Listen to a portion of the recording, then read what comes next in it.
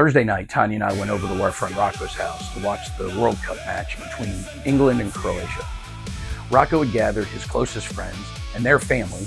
It was a full house of laughter, good food, and that special kind of anticipation that you only feel when your team is playing on the world's largest stage. Before the match began, the national anthems played, first England's and then Croatia's. And in that moment, something beautiful happened. Every person in the room stood, quietly, reverently, eyes fixed on the screen. You could feel the pride, not just for the players on the pitch, but for the nation that they represented.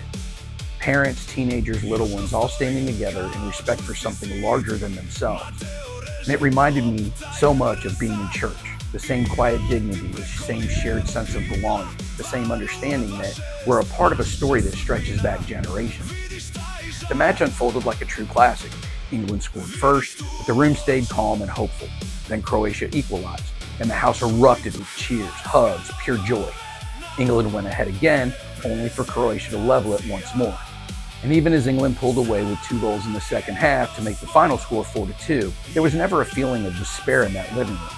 Just optimism, appreciation for the beautiful game, and an unwavering support for their Vatreni. Every goal, whether for or against us, was met with passion and respect. Now, I joked afterwards that football here feels like the second largest religion, only slightly behind Catholicism in its reverence and participation. And the more I think about it, the more I see the truth in that. Not as a replacement for faith, but as another expression of the same human desire to belong, to hope, to lift our voices together in something transcendent. In churches, we gather to sing hymns, to pray, to remember who we are and whose we are. And in living rooms like Rocco on World Cup nights, we gather to sing match songs, to cheer our team, and yes, to offer more than a few quiet prayers when the game hangs in the balance. The emotions run deep in both places because both touch something sacred within us: community, heritage, passion, and hope. Tonight's match kicks off at 1 a.m. local time, this time at my friend and neighbor's Mattia's house. Now, there won't be massive outdoor parties because of the time, but across this country, there'll be thousands upon thousands of intimate indoor gatherings, little services taking place in homes just like his. Songs will be sung, scarves will be waved, and not a few prayers will be whispered. We call the Croatian team Vatreni, the Blazers, the fiery ones. And in moments like these, their supporters turn living rooms into something akin to the Basilica of the Vatreni.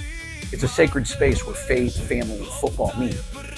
And whether your team wins or loses on any given night, these gatherings remind us what's beautiful about being human.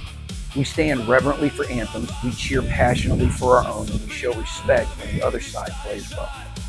And we keep believing together with optimism in our hearts, because in the end, it's never just about the score. It's about who we become when we stand together. Idemo u Hrvatsku. Let's go.